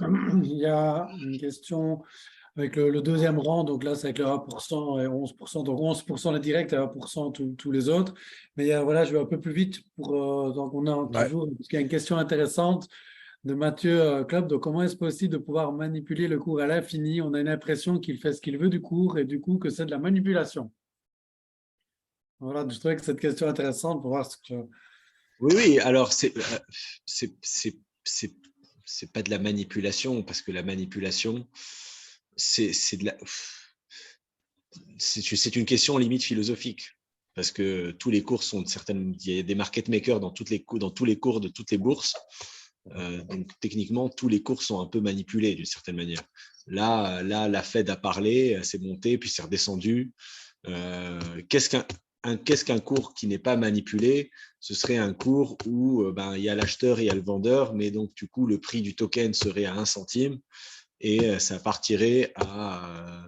ça démarrerait tout doucement et sans qu'il y ait d'animation. Mon métier à moi, c'est... effectivement, on peut dire d'une certaine manière, c'est de la manipulation. Si je suis vendeur face à un acheteur, mais que j'ai aucun intérêt à vendre parce que je ne suis pas un investisseur, et je suis acheteur face à un vendeur, alors que j'ai aucun intérêt à acheter parce que j'ai pas envie d'investir. Donc effectivement, mon rôle à moi, c'est d'animer, de fluidifier, et quelqu'un peut dire, mais ton rôle, c'est de manipuler. Alors oui, alors il y a des visions capitalistes, il y a des visions de, voilà, c'est limite, c'est philosophique comme point de vue. Mon métier à moi, je vais dire, c'est de faire en sorte d'animer le marché et de faire en sorte que le prix soit stable. Et pas parce que en vrai, vu la taille des gens ici, la quantité et tout, si je ne, entre guillemets, manipulais pas le prix, il ferait n'importe quoi. C'est-à-dire n'importe quoi, c'est-à-dire qu'il pourrait être à 35 centimes aujourd'hui, 5 centimes demain. 45 centimes après-demain, 3 centimes dans 4 jours. Et parce que c'est la réalité. Pourquoi? Parce que les tailles en fait, pour qu'un prix commence à être stable seul, sans qu'il y ait besoin d'une béquille ou d'un market maker, il faut qu'il y ait une taille assez grande, c'est-à-dire 3, 4, 5 millions dans la caisse pour que les vendeurs qui achètent ou qui mettent 5 000 balles ou 10 000 balles ou 100 000 balles n'influence pas le marché. Et normalement, aujourd'hui, vu la taille de la caisse, quelqu'un qui met 50 000 ou 100 000 balles, eh ben, il ferait doubler le prix. Quelqu'un qui vendrait pour 100 000 balles après ferait effondrer le prix. Et là, ce serait un prix tout à fait non manipulé, mais dégueulasse. Personne ne voudrait d'un prix comme ça. Et tout le monde va se dire, mais attends, personne ne peut investir où il y a trop de volatilité, le prix ne nous permet pas de nous projeter. Et c'est là qu'intervient nos métiers à nous de market maker, c'est de faire du tampon, d'absorber. On est les amortisseurs. Lorsqu'il y a besoin d'un amortisseur, parce qu'on est en train de faire un démarrage, donc le projet est en train de décoller, c'est la période, on sait, de turbulence dans un avion. C'est normal qu'il y ait des outils qui stabilisent cet avion et pas que vous êtes dans l'avion et vous dites mais je ne sens pas les turbulences, pourtant c'est un démarrage et il y a des nuages partout et des orages, j'ai l'impression que cette expérience que je suis en train de vivre est manipulée. Non, il y a des technologies qui sont développées pour faire en sorte que le décollage se fasse malgré les turbulences de manière esthétique et belle et bonne, pour qu'une fois que l'avion est au-dessus des nuages et qu'il vole, notre métier, mon métier, sera de moins en moins présent au fur et à mesure que la taille de la poule augmente. C'est juste ça. Pour l'instant, je suis effectivement très présent.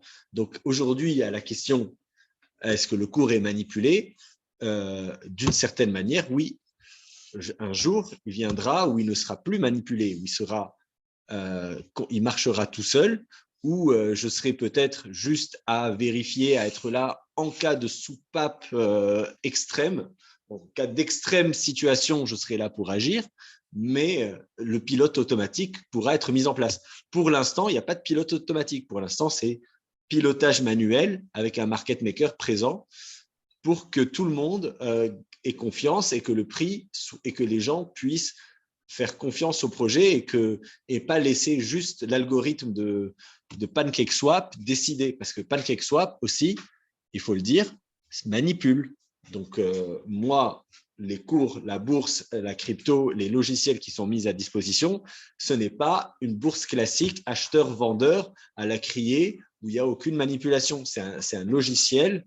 Et donc, lui-même, le prix qu'il va te dire, pourquoi est-ce qu'il m'a fait acheter à 40 centimes et pourquoi, quand j'ai voulu vendre, il m'a foutu un prix à 5 centimes, c'est de la manipulation PancakeSwap, ça.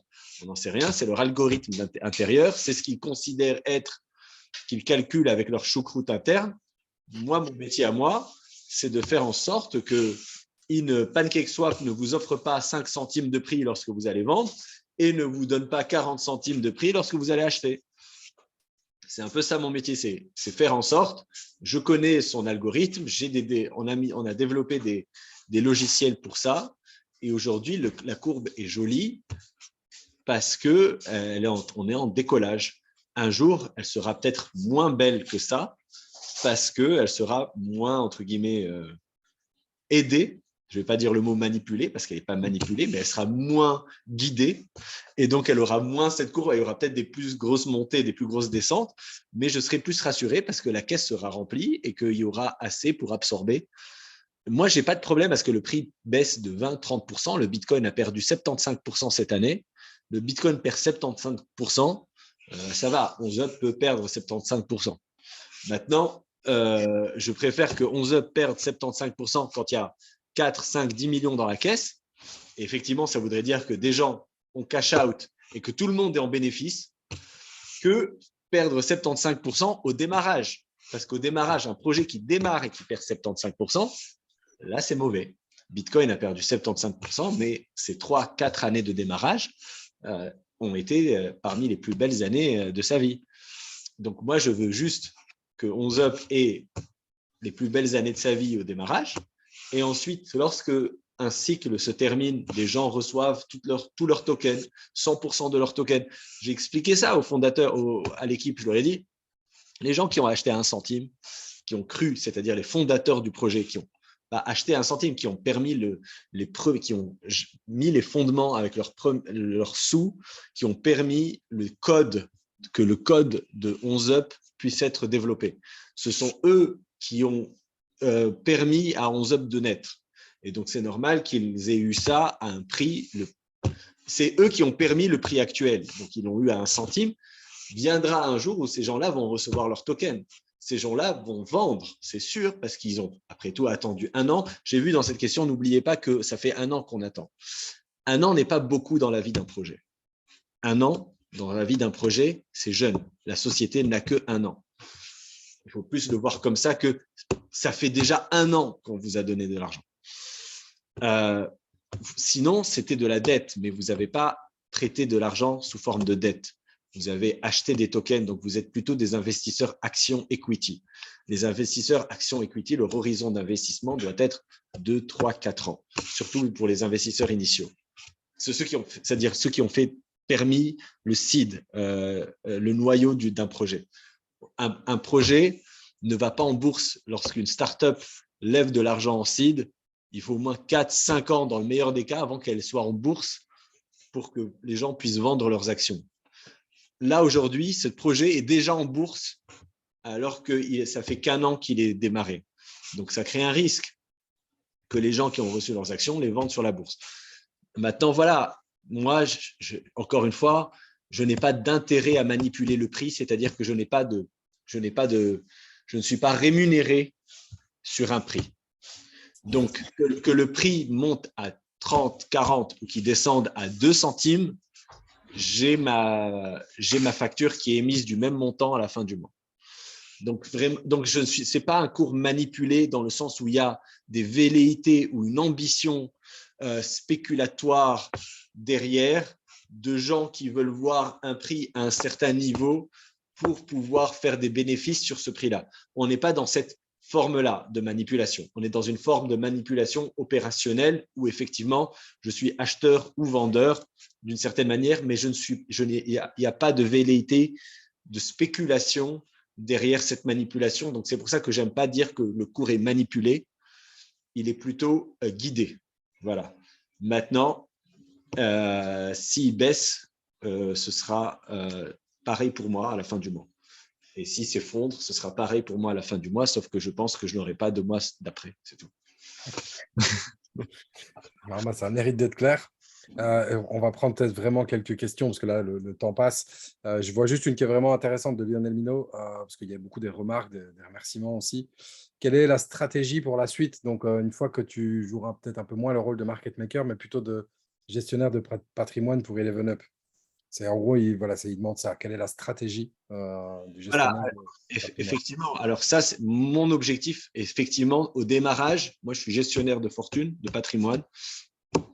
Et enfin, je ne suis pas gestionnaire de fortune, mais j'ai des fonds d'investissement. Je suis gestionnaire de fonds d'investissement.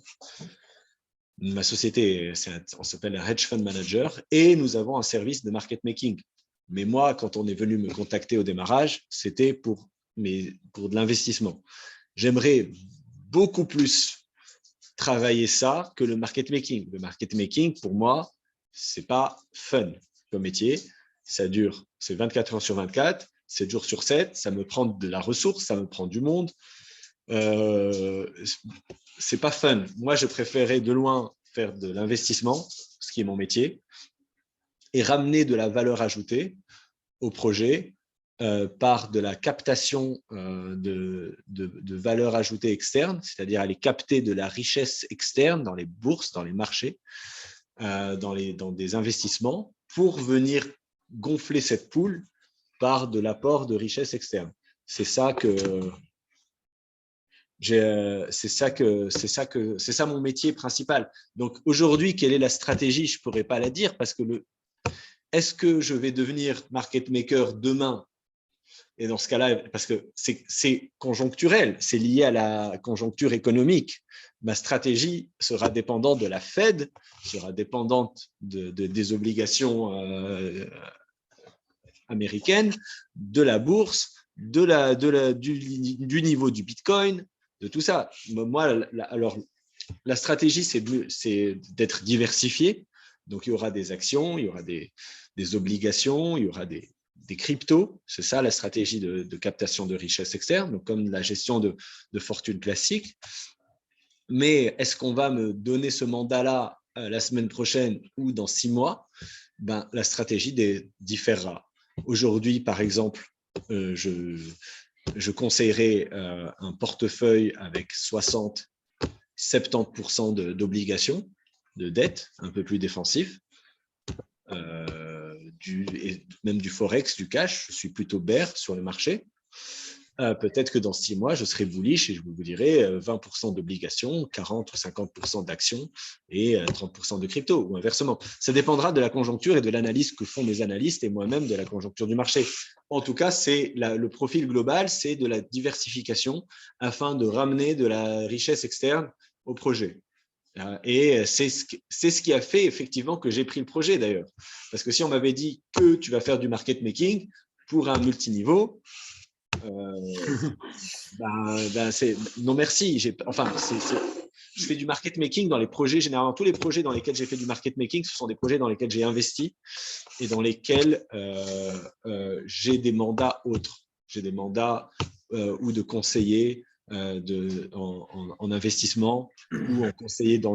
En fait, le market maker, c'est un métier supplémentaire que j'apporte à un projet auquel je crois.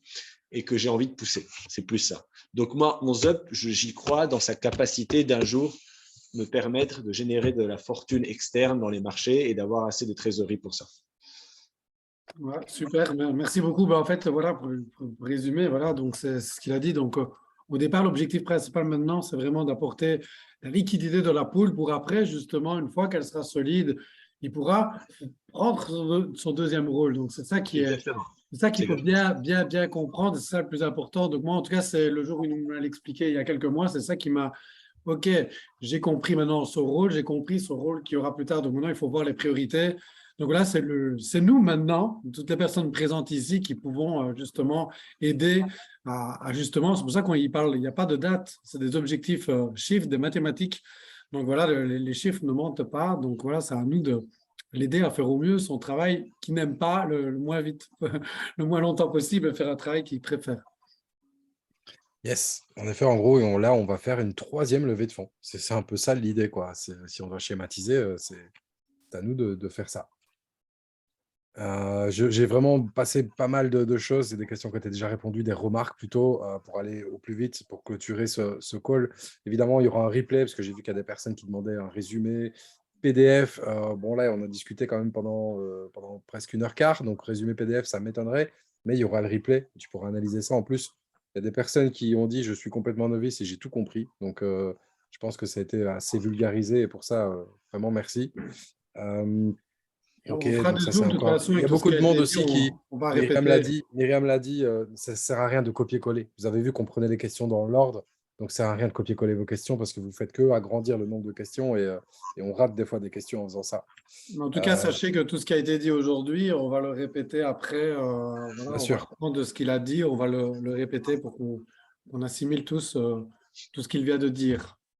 Ouais, parce que ça permet de comprendre pourquoi, qu'est-ce qui se passe, comment. Et là, on est vraiment dans le cœur du sujet et ça a été expliqué de manière hyper vulgarisée. Donc, vraiment, c'est à vous de faire passer ce call. On mettra le replay le plus rapidement possible où il y aura juste l'intervention du market maker. Et vraiment, faites tourner ça dans toutes vos équipes, tous ceux qui se posent des questions. Où est-ce qu'on va, comment, pourquoi, c'est quoi les risques.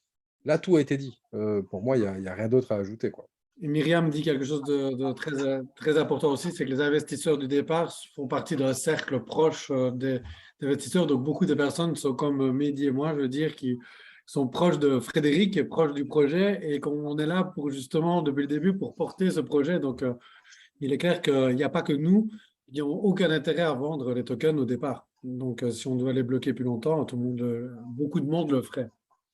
Une petite question technique de Christian. Est-ce que le fait d'utiliser Pancake, parce que la réponse m'intéresse et va intéresser pas mal de monde, donc d'utiliser le limit trading, donc là, maintenant sur Pancake, on sait faire des ordres limites. Est-ce que ça permet d'éviter le piège des bots ou pas?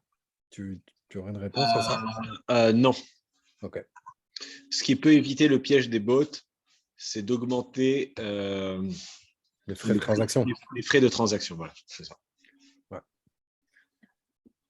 Est-ce Si qu'il on faut met, augmenter en effet, beaucoup les frais ou quand, par exemple, sur 1 000 euros, il faut augmenter les frais de combien pour un retrait de 1 000 euros pour être sûr d'être le premier de la liste? Il faut mettre beaucoup plus, il faut mettre 20 euros ou juste 10. tripler les cents, quoi. Non, il faut. Alors, j'ai réussi un peu à descendre au minimum possible. Quand vous faites la transaction et ils disent 5 Gwei, c'est 5 le chiffre. Mhm. Si vous mettez 105 ou 205, ça passera au-dessus des niveaux des bots. Ça voudrait dire 20 centimes à peu près ou 25 centimes. Ok. Donc, voilà. C'est pas énorme. Ok. Le 7, je ne retire rien. Ben voilà, on a déjà un qui répond. J'essaie vraiment d'aller quand est-ce qu'on mange. Bon, voilà. Pourquoi faire des niveaux des up x2 à chaque fois? Ça limite beaucoup l'investissement pour passer. Oui, bah ça, Lionel, c'est pas le market maker qui a décidé ça. Donc voilà, ni nous. Je t'avais déjà un peu expliqué ça en privé. Pour les personnes, d'ailleurs, ça me permet d'expliquer ça.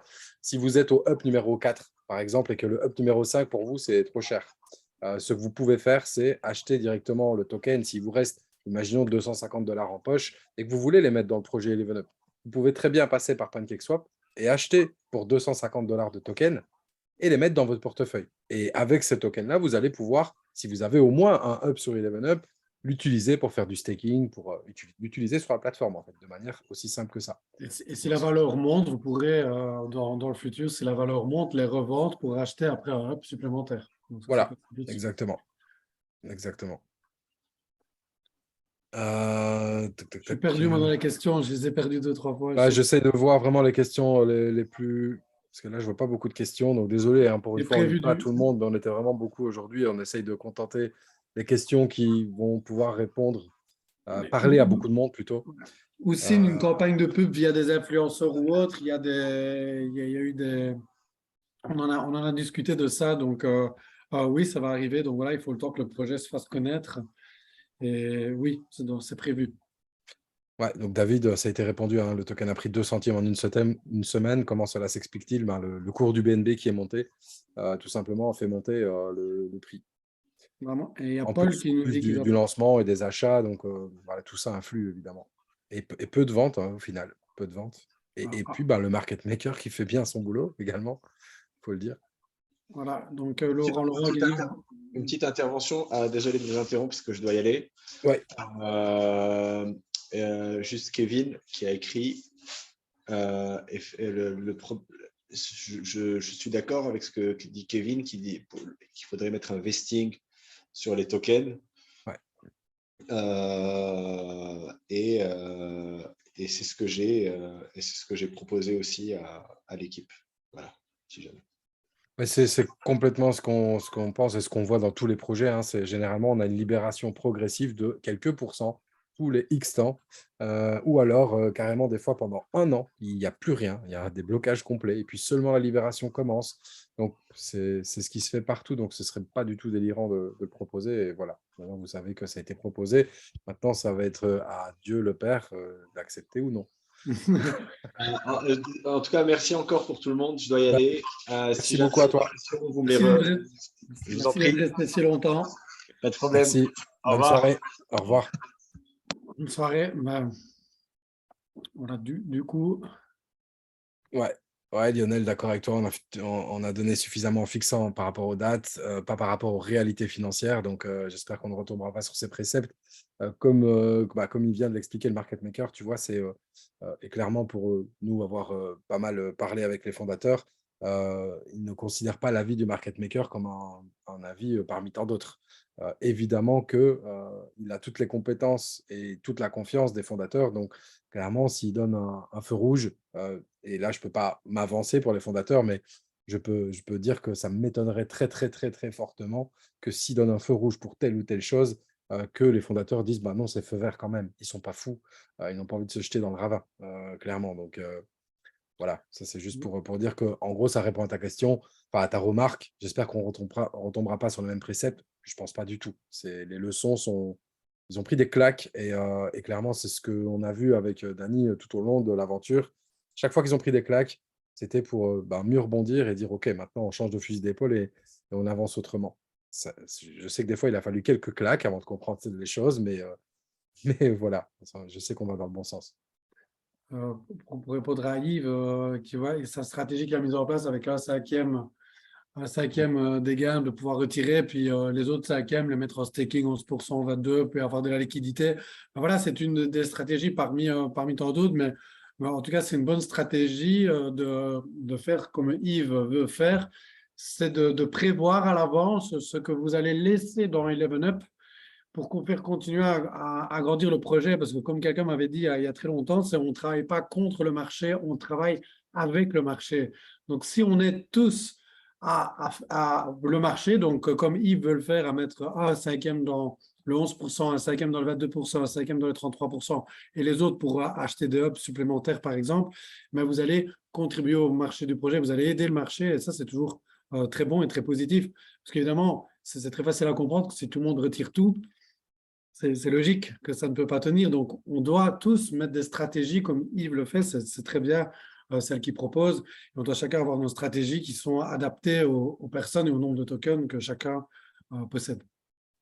Yes, la seule chose négative que je vois là-dedans, c'est en gros, là, je ne sais pas hein, si vous êtes des investisseurs de la première heure ou de la deuxième vague, mais en tout cas, c'est que là, en gros, c'est tu considères qu'on donne les tokens. Seulement, bah, voilà, ça, c'est une très bonne stratégie, clairement appliquée, mais est-ce que on peut faire confiance comme ça à 100% des gens? Malheureusement, non, il l'a expliqué, il y a le syndrome du prisonnier, il suffit qu'il y en ait un qui vende 100% pour faire quelque chose d'assez dégueulasse sur la courbe, impacter et du coup donner des idées et l'envie aux autres. En fait, c'est vraiment ça. On ouvre une porte d'une cellule d'un prisonnier et puis en fait, il suffit de les laisser toutes ouvertes.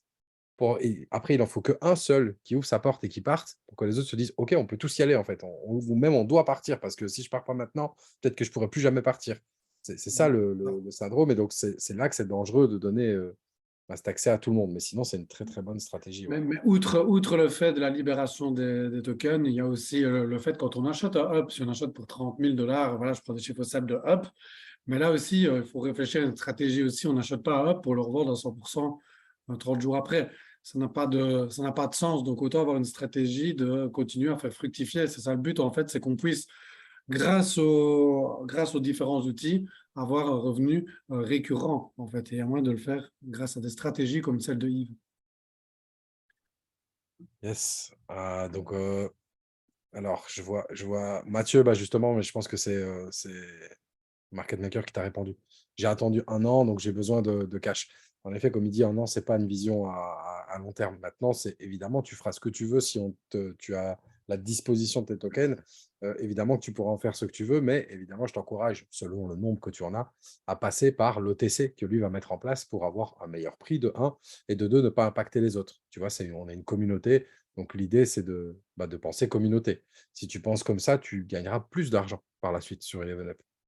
Ouais, donc Et en l'OTC, effet, c'est vraiment quelque chose, c'est finalement un produit qui a Eleven Up en plus, en fait, qu'on ne parle pas, qu'on ne met pas en avant, mais l'OTC, c'est ouais. un très bon produit pour tout le monde. Philippe, en effet, ta vulgarisation, c'est exactement ça. C'est plutôt que de la manipulation, c'est une sorte de contrôle pour maîtriser avec comme objectif commun bah, que le projet rapporte à tous et reste pérenne dans le temps. C'est exactement ça et c'est juste qu'il faut le comprendre. Et en fait, généralement, quand on parle de manipulation, et là, sans critique, c'est pour la plupart des gens, c'est des personnes qui n'ont pas conscience de comment ça se passe sur les marchés financiers, puisque les marchés financiers sont manipulés, mais tout le temps. Le market maker a été très soft quand il a dit c'est généralement manipulé, en effet, c'est ultra manipulé. Le cours de l'or, par exemple, est ultra manipulé. Si vous saviez toutes les manipulations qu'il y a sur les marchés, en fait, vous n'achèteriez strictement rien. Même le cours du blé, même de tout, du pétrole. On le voit dans nos pays, tout ce qui se passe par rapport à ça, et c'est pareil partout. Voilà, ben la meilleure stratégie, c'est Myriam, 100% staking. Yes, Taking 66, le reste dans le farming dès qu'il est ouvert. Juste Sébastien, bah, le farming, je t'invite à venir avant qu'il ouvre, on fera des formations là-dessus pour vraiment comprendre le farming. C'est un outil un peu plus particulier. Peut-être que tu connais, hein, et peut-être que tu n'as pas besoin. Ouais, il y a une question intéressante de Romuald, le market maker. Qu'est-ce qui est préférable de faire? Donc, garder les tokens, le set ou acheter des packs ultérieurs, donc en les revendant les tokens. Donc, bien sûr, là, vu que tu parles du niveau 10, 11, donc c'est quand même des sommes importantes, ben voilà, Romuald, par exemple, toi, tu serais dans le cas de remonter et contacter pour le faire via l'OTC. Donc, tu ne les auras peut-être pas en un jour, mais tu les auras en une semaine, 2 semaines ou voilà plus, mais tu pourras acheter tes hubs supplémentaires après grâce à ça et quand même récupérer des tokens par la suite. Donc là, évidemment, tu as un cas qu'on pourrait remonter directement par l'OTC. Pour pas que tout le monde revende le même jour pour acheter leur hub, pour que ça se fasse Yes. d'une manière dans le sens de la poule. Tac, tac, tac, tac. Si les investisseurs achètent des packs quand ils auront le token, est-ce que ça va faire augmenter la pool de liquidité? Alors, oui et non. Justement, lui, comme il l'expliquait, si tu fais une vente sèche sur la pool, toi, après, si tu les réinjectes derrière, en gros, c'est mieux de passer, comme vient de le dire Dani, c'est mieux de passer par le market maker pour faire ta vente de manière progressive et ne pas impacter le marché. Donc, oui, tu feras augmenter. Si tu retires et que tu achètes, non, tu ne feras rien augmenter du tout. Ça ne change rien, puisque ce que tu recevras n'impactera pas la pool. Donc, pour moi, non, mais il faut voir d'où viennent les tokens, ces tokens-là. Est-ce qu'ils sont déjà dans la pool ou pas? Je ne pense pas. Donc, en fait, normalement, si tu rachètes des packs derrière, oui, tu vas faire augmenter la pool, finalement. Tu vois, je réfléchis en même temps que de te répondre. Est-ce qu'une bonne chose de vendre? Voilà, Myriam me posait la Ouais, même question. OK, merci au market maker, professionnel, merci l'équipe. Salut Raph. Sur PooCoin aussi, je ne sais pas c'était quoi la question de départ. voilà, ça c'est Kevin, ok, pour le vesting, mais ça, il t'a répondu. Donc, ce serait bien voilà, de faire libérer 10% par mois, en effet. Ce serait Voilà, c'est une le des plus. possibilités pour le set qui va être mis en place s'il y avait risque, si Sadri Ouais, meurt là, de c'est la vraiment maladie. pas nous qui allons pouvoir vous le dire. C'est Ouais, vraiment voilà, auprès des ce crises sera- qui vont à un moment prendre une décision. Et à mon avis, conseillé par le market maker, mais c'est eux qui prendront la décision et qui viendront l'assumer devant vous, devant toutes les personnes concernées. Parce qu'évidemment, ça ne concerne que, maintenant, c'est une minorité de personnes, puisque la majorité ne fait pas partie des investisseurs de première et deuxième vague. Voilà, donc je vois qu'il y en a plusieurs qui signalent la question de Romuald qui était très intéressante. Donc, ouais, donc c'est à retenir. Donc, oui, évidemment, le upgrade de Up, c'est le principe d'Eleven Up. Donc, tous ceux qui vont recevoir le token pourront upgrader. Mais donc, voilà, on va le faire de manière à passer en passant par Sadri. Donc, on répète 3 fois pour être sûr. Comme ça, Ouais, ça dépend les sommes, hein, parce que ça, il n'a pas dit voilà. aujourd'hui, mais Si, si si vous vous achetez avez plus de 1000 1000 1000 dollars, dollars à retirer, vous ne passerez pas par lui. Là, ça n'impactera pas la poule. C'est pour les personnes qui vont aller entre 10 000, 15 000, à partir de 10 000, 15 000. Là, c'est là qu'on commence à parler de passer par lui. Une vente à 2000, il n'a pas besoin de passer par lui. voilà, Giancarlo, qui est un autre que je connais, qui est un autre qui fait partie des investisseurs, dit aussi qu'on est là pour la pérennité du projet. Et donc, voilà, donc c'est pour ça que ces tokens vont rester Yes. bloqués aussi. Donc, ouais, donc vous voyez que beaucoup ont cet esprit-là. Donc, Dan, est-ce qu'on peut acheter directement dans MetaMask si on n'a pas assez de fonds pour un pack? Pas dans MetaMask, mais sur PancakeSwap. Et ça, des tutoriels vont Oui, venir. En tout cas, nous, il y en a déjà. Je ne sais pas où tu es, mais des tutoriels sur Eleven Up, vraiment officiels, sur la chaîne YouTube où il y a une playlist avec des tutoriels. Ça va être fait. Ça va être fait. C'est voilà. une des prochaines, voire la prochaine vidéo qui va être faite. C'est comment acheter ou vendre en passant par PancakeSwap, puisque c'est Voilà. là que c'est le plus intéressant. Sur MetaMask, vous avez beaucoup plus de frais, entre 5 et 10% que vous pouvez perdre en passant par MetaMask. Pas forcément à chaque fois, mais ça peut arriver en passant par MetaMask. Donc, vraiment passer par PancakeSwap pour vendre ou acheter. C'est là que vous aurez les meilleurs prix. Voilà. MetaMask, c'est parce que c'est plus rapide, donc c'est pour ça qu'on a essayé, mais en effet, ça coûte plus cher. Ok, bon, on est arrivé à la fin. Moi, je suis redescendu Voilà, jusqu'en on a bas. passé, on a Question passé intéressante. quelques Où arrivent les questions. gains, le 7 sur le dashboard? Non, ça, ce sera sur votre wallet MetaMask, évidemment. Vous ne verrez pas ça sur le dashboard. C'est quelque chose de complètement à part. Voilà. Et il faudra voir sous quelle forme ils arriveront. Parce que comme on l'a dit, moi, je voudrais pas. Nous, on ne peut rien annoncer. C'est pas nous qui sommes à la décision, mais il se pourrait qu'il y ait un vesting finalement. Peut-être pas pour tous, peut-être pour des plus gros poissons. Voilà. Et là, je pense que ceux qui continuent à dire, OK, quand je vais avoir mes tokens, est-ce que je peux faire ci, faire ça? J'espère que vous avez compris que là, aujourd'hui, il est possible qu'on n'ait pas nos tokens tout d'un coup, le 7. C'est une possibilité. Donc, je préfère le dire pour les personnes qui sembleraient ne pas forcément l'avoir compris aujourd'hui. C'était ce qui était dit entre les lignes, que le market maker, ce n'est pas son rôle de dire, puisque ce n'est pas lui qui décidera, ni moi. Moi, je veux juste que vous compreniez que cette possibilité existe. Voilà. Voilà, sauf si la poule augmente, Sauf si augmente c'est et, vrai, voilà, c'est clair. ça dépend de ça. C'est parce que voilà, il a insisté sur le fait que le prix va changer par rapport aux nouveaux arrivants pour le moment, mais c'est parce que c'est justement le début du projet et que le but premier qu'on doit avoir, c'est solidifier cette pool de liquidité. Il reste 5 jours pour trouver 3 millions. C'est facile. Je sais que si on demande ça à Warren Buffett, il va nous faire ça en un claquement de doigts. Donc, si quelqu'un a Super. contact de Warren ou quelqu'un de par là, parlez-lui d'Eleven Up. On veut bien venir faire une présentation s'il faut. Alors, Ah bah nickel. Là, on a été très très long là, de 19 à 9h20. Donc, le call sera publié à mon avis demain. Demain directement, comme ça vous l'aurez au on est, plus tôt. on est sauvé parce que Siro va sonner à Elon Musk. Donc, Parfait. Merci voilà. Siro. Donc, Merci. préparez-vous, le token va faire x10 très rapidement Il avec faut Elon. 100 là. Ouais. Nickel. Bah, merci Rudy, merci à tous. Donc demain, ne ratez pas, il y a une présentation, du coup, nouvelle présentation et juste après la présentation, un question-réponse avec les fondateurs. Je parie déjà connaître au moins une question qui va arriver demain sur le call pour tous ceux qui sont là aujourd'hui.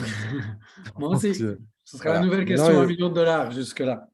ils pourront peut-être pas vous répondre demain, mais voilà. Donc demain, il y a une présentation et ensuite de nouveau un call avec les fondateurs. Donc cette semaine est exceptionnelle. Aujourd'hui, vous avez pu voir le market maker. Demain, les fondateurs. Donc voilà, ne ratez pas ce call de demain et celui de vendredi, évidemment, aussi également, un call de leadership de nouveau. Voilà, vesting or not vesting, exactement, Jacques. Telle est la question. Bah, bonne soirée à tous. Merci pour votre participation. Et voilà. Merci. Nickel. Merci, Vincent. On voit Merci. Christian, Stéphanie, toujours. Yes. Patrick, Sébastien, Patrick, Sébastien, Stéphanie, Chris, Rudy, Rudy, Jacques, Bruno, Bruno. comme d'hab. Salut Jacques. Salut. À bientôt tout le monde. À la prochaine. Salut, salut.